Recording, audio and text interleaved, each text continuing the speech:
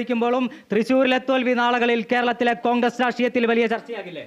തീർച്ചയായിട്ടും നിലവിലുണ്ടായിരുന്ന sitting M പിയായ സ്ഥാനാർത്ഥിയെ മാറ്റി ഒരു രാത്രിയിലാണ് മുരളീധരന്റെ പ്രവേശമുണ്ടാകുന്നത്. മുരളീധരൻ ശക്തനായ സ്ഥാനാർത്ഥി, നമുക്കറിയാം.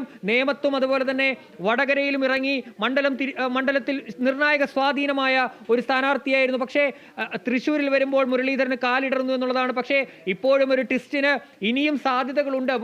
ഒരുപക്ഷെ 2014 തിരുവനന്തപുരം മണ്ഡലത്തിലെ ആ ഒരു സ്ഥിതി ആവർത്തിക്കാനുള്ള സാധ്യതയും ഇപ്പോഴും ബാക്കി നിൽക്കുന്നു എന്നുള്ളത് തന്നെയാണ്. അവസാന നിമിഷങ്ങൾ ഒരുപക്ഷെ അത്ഭുതങ്ങൾ സംഭവിച്ചേക്കാം എന്നുള്ളൊരു പ്രതീക്ഷ കൂടി അത് LDF ക്യാമ്പിലുണ്ട് എന്നുള്ളതാണ്. ഇടതു വലതു മുന്നണികളെ അപ്രസക്തമാക്കി ശക്തന്റെ തട്ടകത്തിൽ കേരളത്തിന്റെ സാംസ്കാരിക തലസ്ഥാനത്ത് താമര വിരിയാൻ പോകുന്നു. ഇനി ഒരു അട്ടിമറിക്ക് സാധ്യതയുണ്ടോ കെ പി ലിബീഷ്?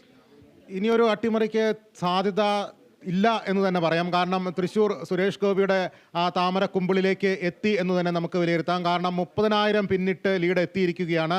ഈ ട്രെൻഡ് നമുക്ക് തൃശ്ശൂരിൻ്റെ തുടക്കം മുതൽ തന്നെ വോട്ടെണ്ണൽ പരിശോധിക്കുമ്പോൾ സുരേഷ് ഗോപി എല്ലാ മേഖലകളിലും മുന്നിലാണ്. തൃശ്ശൂരിൻ്റെ നഗര കേന്ദ്രീകൃത മേഖലകളിൽ, തൃശ്ശൂരിലെ മലയോര മേഖലകളിൽ, ഏറ്റവും ഒടുവിൽ തീരദേശ മേഖലകളിൽ പോലും വോട്ട് സ്പ്ലിറ്റ് ചെയ്തു പോയി എന്നുള്ളതാണ് ഏറ്റവും പ്രധാനപ്പെട്ട കാര്യം.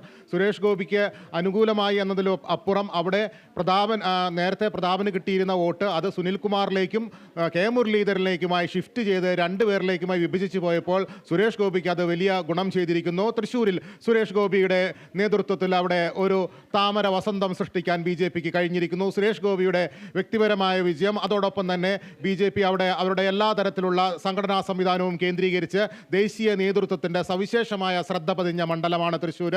പ്രധാനമന്ത്രി നരേന്ദ്രമോദി തന്നെ നേരിട്ട് നേതൃത്വം നൽകിയ ഒരു മണ്ഡലത്തിൽ അവിടെ വിജയിക്കുക എന്നതിലപ്പുറം മറ്റൊന്നും BJPയുടെ മനസ്സിൽ ഉണ്ടായിരുന്നില്ല.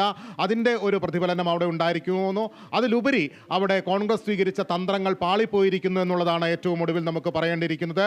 TN പ്രതാപനെ മാറ്റി കെ മുരളീധരനെ കൊണ്ടുവന്നത് ഒരു തരത്തിലും ഗുണം ചെയ്തില്ല. കെ മുരളീധരനും അതോടൊപ്പം തന്നെ നേരത്തെ ലീഡർ കെ കരുണാകരനെ തോൽപ്പിച്ചതുപോലെ തന്നെ മകളെ നിയമസഭാ തെരഞ്ഞെടുപ്പിൽ തോൽപ്പിച്ചതുപോലെ മകളെ തൃശ്ശൂരിൻ്റെ കൂടി ഭാഗമായ മുകുന്ദപുരത്ത് തോൽപ്പിച്ചതുപോലെ ഇപ്പോൾ കെ മുരളീധരനും തൃശ്ശൂരിൽ തോൽവി ഏറ്റുവാങ്ങാനാണ് ഒരു രാഷ്ട്രീയ വിധി ഉണ്ടായിരിക്കുന്നത്.